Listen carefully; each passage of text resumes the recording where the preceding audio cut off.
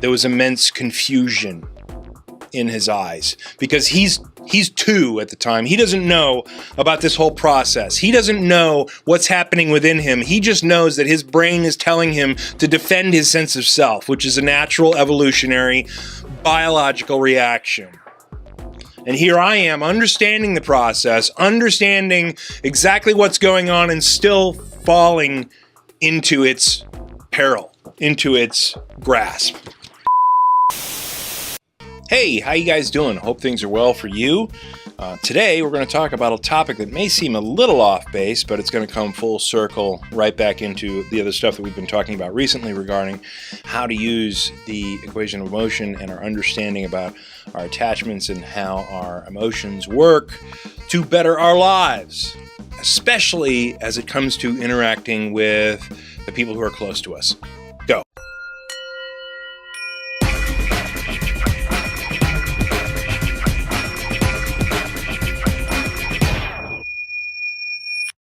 Hey, welcome to the I Am Podcast, where we answer all the questions about spirituality and inner peace you ever wanted to ask. I'm your host, Sean Webb. Okay, first things first. Thank you go out to John H., who is going to get backstage passes to whatever event that I may be involved in the future, speaking or presenting or whatever. I'm getting more of those requests as we move forward. John, you have donated more often than I can remember, and I can't even keep up with you anymore. Thank you very much. Other thank yous have to go out to Pat and to Lowell and to Erica. Thank you very much for your contributions. We very much appreciate it. It helps defray costs, etc. Okay, so let's get into today's topic. I've been reading recently on the subject of spanking. A couple things popped into my email box, and then I started doing a little bit of search on Google and started reading a few other things, a few other articles. And one thing popped out at me that I thought I needed to talk about today on the podcast, because no one has explained why spanking is bad. And we probably need to, from a BMS 101 point of view, and from an attachment point of view, and from an equation of emotion point of view, so that we understand exactly why it is that the science is pointing us in the direction that it's pointing us regarding what I'm about to tell you. Because the facts of some various studies that have been done recently, 94% of 3 to 4 year olds have been spanked in the last year. 75% of mothers think that spanking 1 to 3 year olds is appropriate. And 61% of people in general think that spanking is an appropriate way to handle behavioral issues or discipline issues with children. Now here's the other side of the science that is important for us to take a peek at. 90% of the studies that have been done on spanking show that they are detrimental to the child, that they have negative impacts on the child over and above other forms of handling discipline issues, etc. In fact, a recent review of a number of studies came out just recently, and it showed that children who get spanked have poorer mental development. They have weaker emotional ties between parents and children. They increase the risk that the child will hit other children, and they increase the risk that the child will later hit their partner. So people who spank their child are increasing the potential for their child to lash out at other children, and they're increasing their potential for spousal abuse later in their life.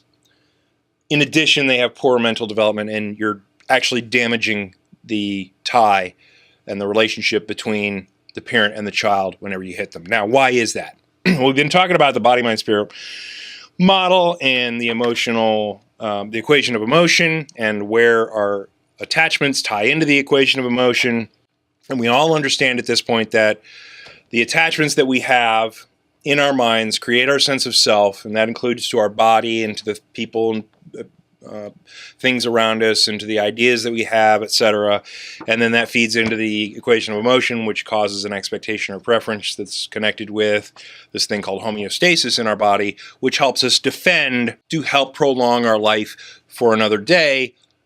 Because if our self comes into peril, or our self comes into attack, or our self comes into some type of danger, then our emotions help us get out of that danger and they help us take action, etc. Well, this goes off the rails when we start adding cognitive attachments to this sense of self. Because when we're talking about our toddler's sense of self or our child's sense of self, even if our child is 50 some odd years old, they have a sense of self that creates their mind map of themselves in their mind. And so at that point, everything in that sense of self map gets assigned an expectation or preference associated with it. Well, as a child, one of the real huge items inside their sense of self is you, the parent. A portion of their sense of self is mommy and daddy, and what mommy and daddy do and how mommy and daddy react. And so a portion of their very identity comes from the interactions and the actions and the reactions of mommy and daddy. So now think about this for a second. When mommy and daddy strike the body of their child, what is that doing? Well, it's creating a portion of their sense of self inside their mushy, gooey center that is now attacking another portion of their sense of self from within. Now think of how you would react if you saw a child hitting themselves or cutting themselves or banging their head against the wall.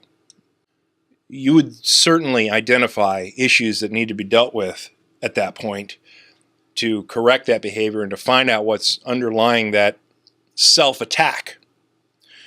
Well, when parents spank their children, that's exactly what's happening.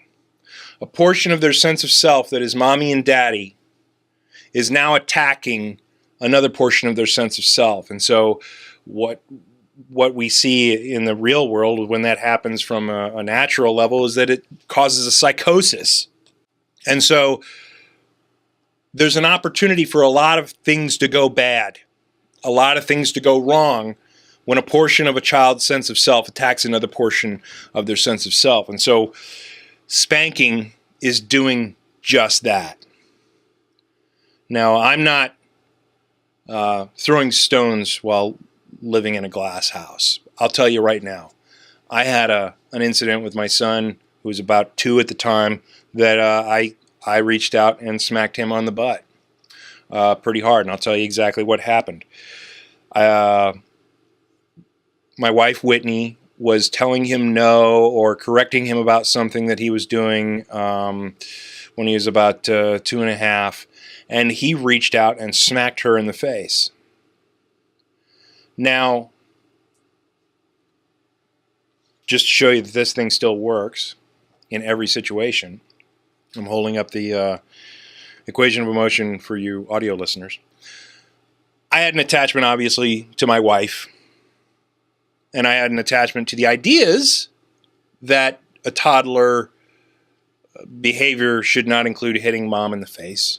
And I had general attachments to toddler behavior in general and what my son should and should not do. And I had all these attachments on this attachment map that are part of my sense of self. They make up my world.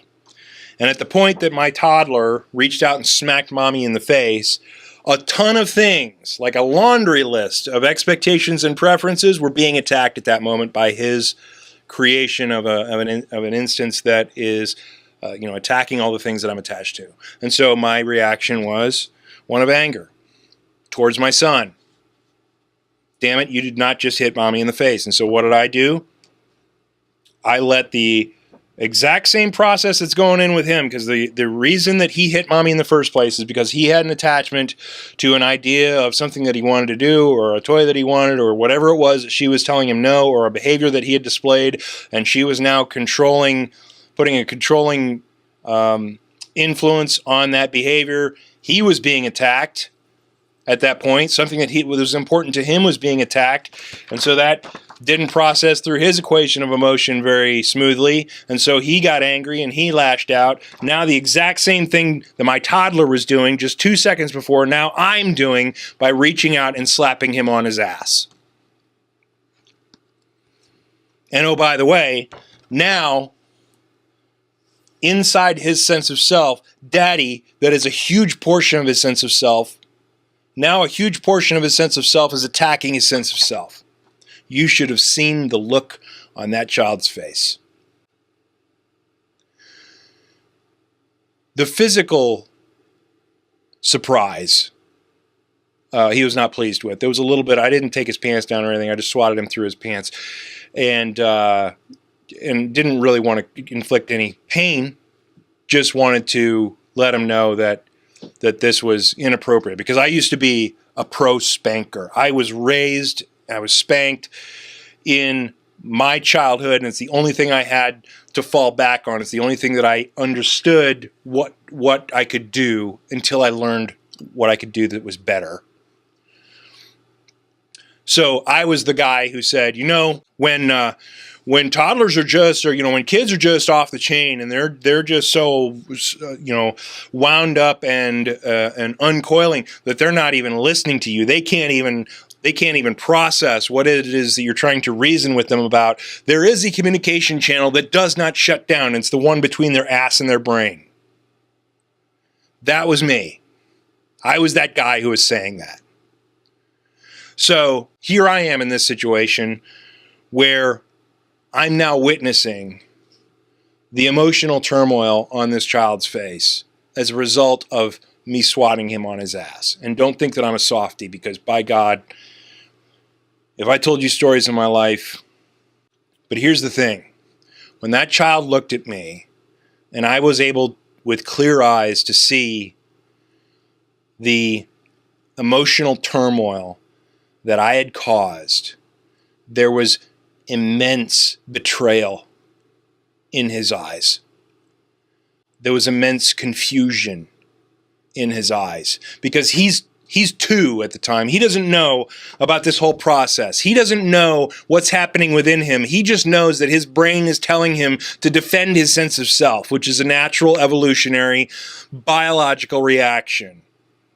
And here I am understanding the process, understanding exactly what's going on, and still falling into its peril, into its grasp. And you should have seen the look on that child's face.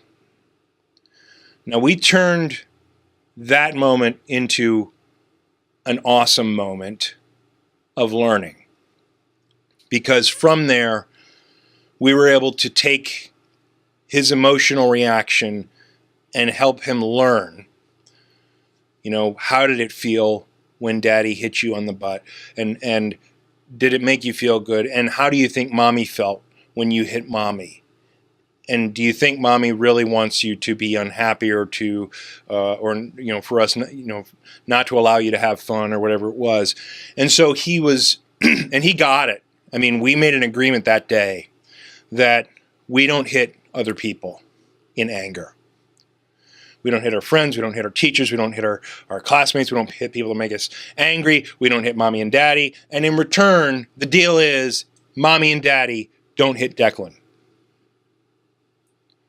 We have to become more creative, we have to become more thoughtful, we have to become more mindful of how we deal with times where Declan needs some guidance. And so we were able to turn that into a positive. So going back to where we were, don't think that I'm one of these folks who don't understand the struggle of how to discipline a child, or how to keep them in line, or how to correct them when they need correcting. Spanking is for the weak-minded. And it's causing a lot of damage to the person that you love unconditionally. So don't do it.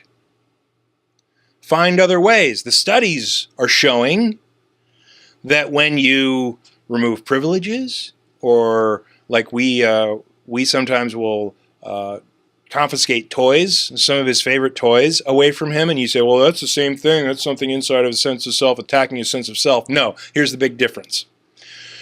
His body and his sense of trust and his sense of well-being are all things inside the center of this sense of self. And so when something inside the center of the sense of self attacks something else inside this center of the sense of self, then you're talking about potential for bad things to happen emotionally, psychologically, opening the door or the window for psychosis or bad reactions emotionally later on in life. Okay, so, but when you're talking about toys that are out here on the periphery, things that come and go, when you're talking about the privilege of being able to eat ice cream or whatever it is that's out here on the periphery, the things inside here, mommy and daddy, in the center of the sense of self, when we start pushing these things off the map temporarily of not being able to play with toys or not being able to eat ice cream or not being able to go do whatever the fun thing is that he wants to do because of his behavior, that makes a lot more sense to him, and he doesn't have a problem with mommy and daddy, his sense of self, causing a little bit of discomfort, a little bit of displeasure by screwing with things that are out here on the periphery of his sense of self map. Because the things that are important to him aren't being messed with. His body's not being messed with. His sense of trust in mommy and daddy's not being messed with. His expectations or preferences about how to be treated aren't being messed with. We're only causing a little bit of discomfort by messing with things out here on the edge of his attachment map. And that's really super effective, by the way. When you take away every one of his Matchbox cars because of something that he did, he is very mindful about being a good kid or having good behavior moving forward to be able to get those cars back and how to maybe not lose them next time. It's super effective, and that's exactly what the studies are saying right here, is that spanking is bad in comparison to the other things that you can do, such as timeout, which for us has worked awesome, and taking privileges away, which for us has worked awesome, and taking the things that he cares about away, which for us is awesome. And it allows us to then have a very calm discussion and a very reasonable discussion about what he did, about what he might be able to do next time, about why we have to do the thing that we're doing to punish him, quote unquote. And it's not overly traumatic for him. It's not attacking something that's inside the center of his sense of self, being attacked by something that's in the center of his sense of self. Mommy and daddy aren't punching him or hitting him or slapping him or spanking him on the butt or whatever. We're not using emotional guilt to create a great deal of discomfort like my parents did. I was raised by a barrel full of crazy. And so at that point, the healing, the adjustment becomes much easier. For the child, becomes less tragic of a disruptor for the relationship between you and the child. He understands the benefit of doing the things that you're doing to help him make better decisions, and he appreciates it. He appreciates it. He loves you for it. He respects you for it. There is no mistrust. There is no fear. I read an article the other day about a guy who spanks his son, and now his son's a little older, and he will just, raise his hand to put his arm around him or whatever, and his son flinches. And that kills him inside because of the physical spanking and the discipline that he tried to employ with his son previous. And he's regretting spanking.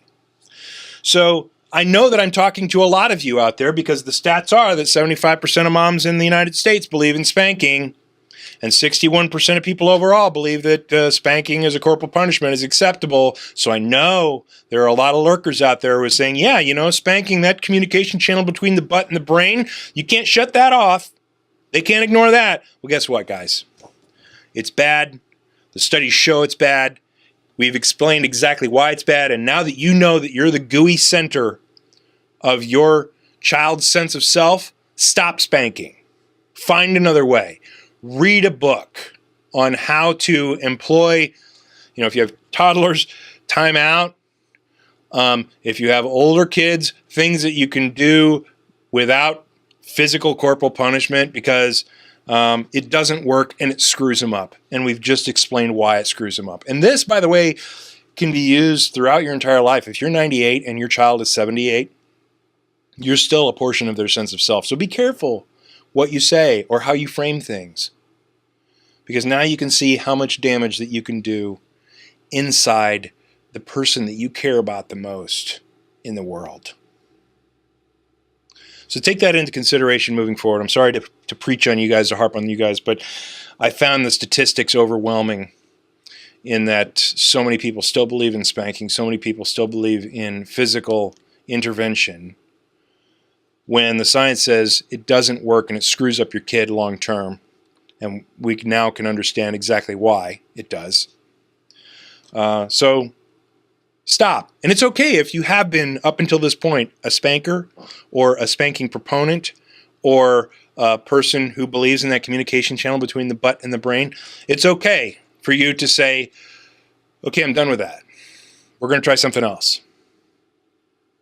Because there's this Danish proverb that I love.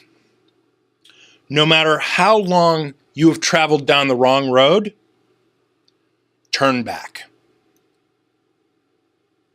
Because if you're traveling down the wrong road, you're never going to get to the destination that you want to get to. And no matter how much you have invested in that road or that way, that path, not going to help you going any further. So stop. Stop the activity that you know is bad or that you know isn't helpful, and start one that is helpful. Start one that is positive. Start one that is reconstructing and supportive of your relationships with your other folks. And this doesn't have to necessarily be your child, your spouse. How much are you in the inner gooey circle of your spouse? What interactions are you doing with your spouse or saying with your spouse? Or I've never, ever called Whitney a name in my entire life. We've never raised our voices in anger over, not at each other, but over a couple of times. There have been, over the last 10 years, there have been a couple of times where I think we haven't really shouted, but we've kind of just elevated our pitch a little bit because we were vehemently defending an intellectual position that we had about whatever it was that we were talking about.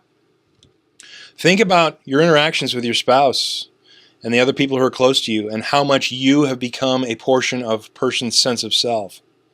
And then take care not to be a bull in a china shop. Because there are things in here that can get damaged, and there are things in here that cannot be replaced. And if you trample on them or you break them, that's it.